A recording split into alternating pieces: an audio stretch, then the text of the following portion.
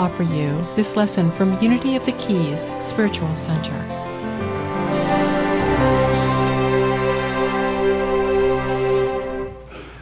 Thank you for joining me in that prayer practice. How many of you have ever done a practice based on a prayer or a scripture? Yeah? Wonderful. And for those of you who just experienced it for the first time, welcome to the practices of contemplation. Silent Unity, publishers of the Daily Word, our daily prayer manual, and also the 24-hour prayer ministry, the very first one in the United States, was founded in 1886 through the collective determination and commitment of a small group of praying people. You may have heard this story before, but I tell it to you again because I want you to understand the power of prayer and the many practices of prayer that are the foundation of this movement we call Unity. So Myrtle Fillmore was a highly educated woman, a wife, a mother, and a former school teacher, living in Kansas City, Missouri, as they say it there, Missouri, when she was told that she would soon die of what was thought at that time to be incurable tuberculosis. She deepened her prayer life and ultimately demonstrated the power of affirmative prayer, individual and group prayer, meditation, contemplation, and silence to heal what was considered an incurable disease at the time and to go on to state there are no incurable diseases. Through Myrtle's devotion to spiritual practice, she blessed her own life and the lives of millions of people who followed her in these discoveries. Her closest friends, her husband, our co-founder, Charles Fillmore, witnessed Myrtle's healing, and they joined her in her methods: affirmative prayer, individual inner work. This is very important to understand. It's in her writings I'll bring forth today. Group prayer, basic contemplative practices, and silent meditation. All those things were inherent in her progressive, not instantaneous, not overnight healing of, at first, just tuberculosis, but then over time, many other things. So in this little pamphlet, and you'll find some copies of it in the bookstore, it's called How I Found Health, there is a synopsis of Myrtle's methods. The whole method and her wonderful, humble description of her healings from things that we often don't talk about, like hemorrhoids and pneumonia, different things that she had, are contained in this book that was compiled based on her writings called How to Let God Help You. Myrtle was no spiritual slouch. She had studied and was a student of many great spiritual teachers before she attended a lecture by a friend, a colleague, and a metaphysician by the name of E.B. Weeks. How many of you know the story of what she heard during that lecture? What did she hear? Okay, anybody? What was the thing that? We do not inherit illness. Right. I am a child of God. I don't inherit sickness. Maybe nobody else in the room had the same epiphany as Myrtle, but what happened to Myrtle is she got it. Light bulbs went off in her head, and she realized it's not God's will for her to be sick. She's made in the image and likeness of God. I don't inherit illness. And she began to work with those thoughts. She began to affirm and talk to the parts of her body that were sick and had amazing results. Here's what she says.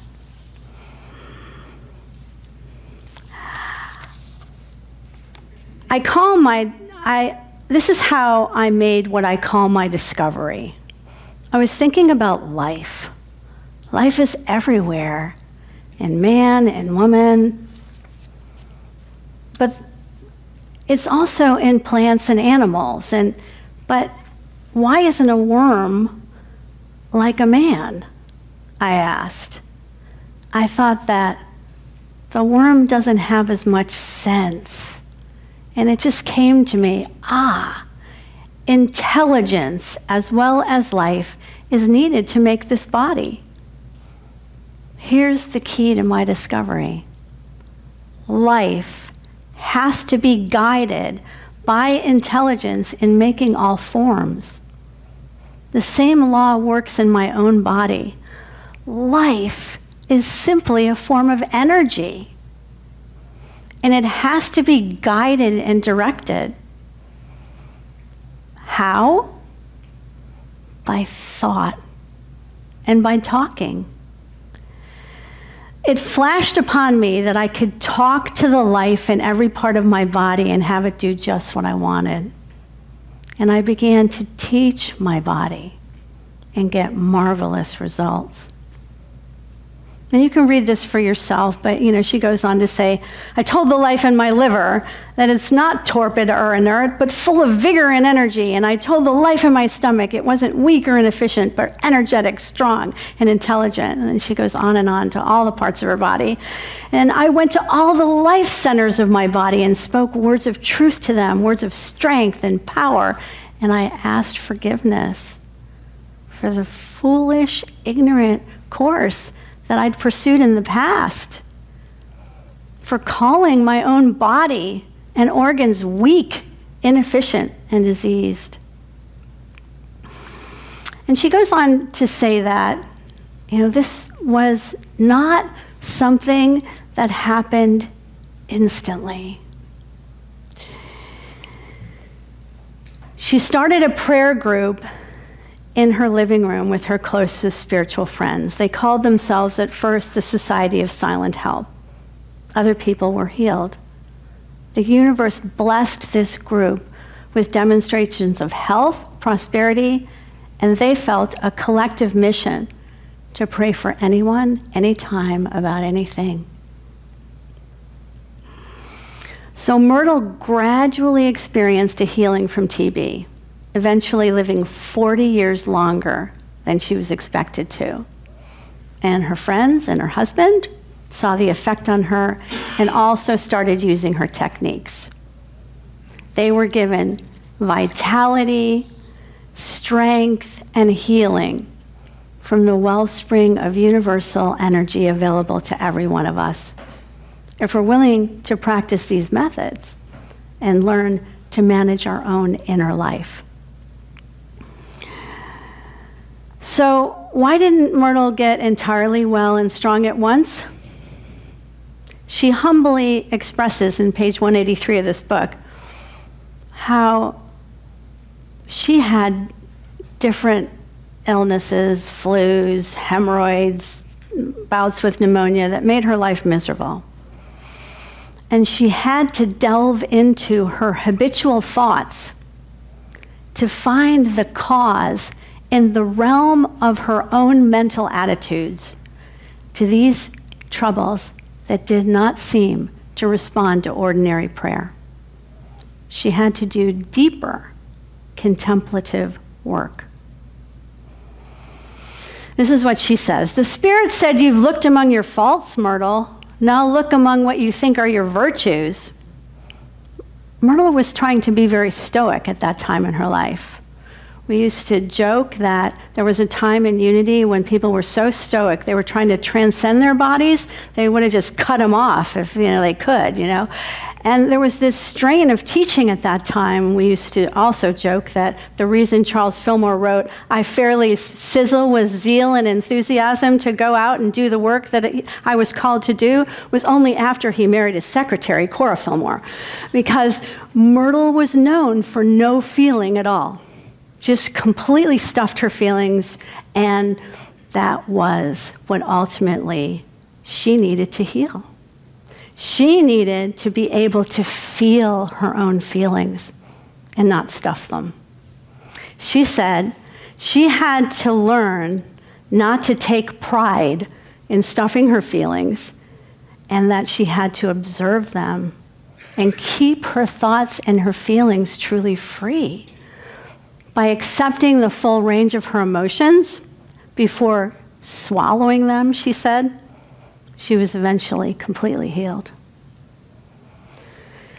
Spiritual practice, individually and collectively, has exponential power to transform us. That is not a miracle. It's practical spiritual principles in action. It just looks like a miracle.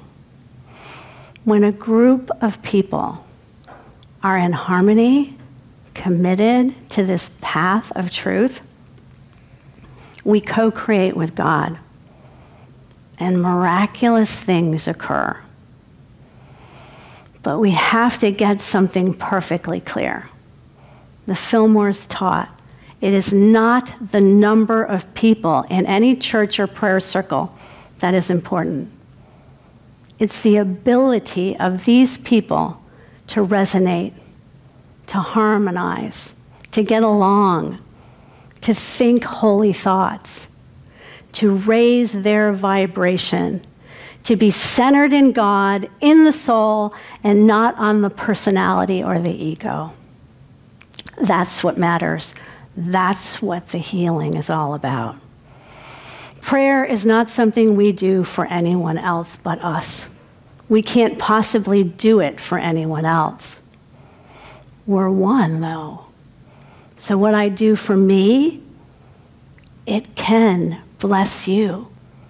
Because when I'm lifted up, all will be lifted onto me. Together, when we are in harmony and attunement, we strengthen each other's good thoughts, energy, and vibration. We lift each other up. The reverse is also true.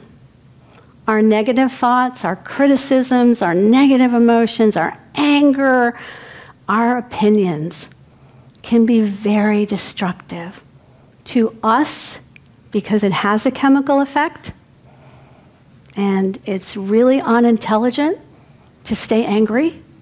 It hurts you and everyone you come in contact with. It's destructive, and people still go through their whole life with their energy being wasted on these negative habitual states of mind that they attribute the cause of being outside themselves. And they're totally unconscious about it, totally convinced it's them. And this state of consciousness is destructive to them, to their families, to their coworkers, and to their communities. But the antidote to that is contemplative practices. Getting to know your own mind. Getting to know your own thoughts. Getting to know your own feelings. It's not so necessary anymore to know the root cause. If it was your father, or your mother, or your uncle, or some trauma you experienced in your childhood, what we now know scientifically is, it's just really important to be able to modulate and to center and to uplift your vibration, to know the tools to do that. And we have them. We have a rich contemplative tradition in unity. And in the Christian tradition, it's also in other traditions, to repattern and reprogram the unconscious habitual thinking that no longer serves us, to evolve our soul awareness and become free of it. In 1968, Thomas Merton one of our great Christian contemplatives, met the Tibetan monk Trungpa Rinpoche in India. This interaction between this monk and from Buddhism and this Christian monk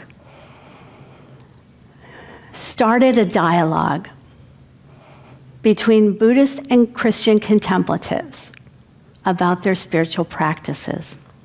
In the 1980s, Naropa University began retreats with His Holiness the Dalai Lama, David Stendhal-Ross, Mother Tessa Vilecki, Thomas Keating, Joe Goldstein, Trungpa Rinpoche, so many others who were great mystical hearts and minds in the tradition of Buddhism and Christianity.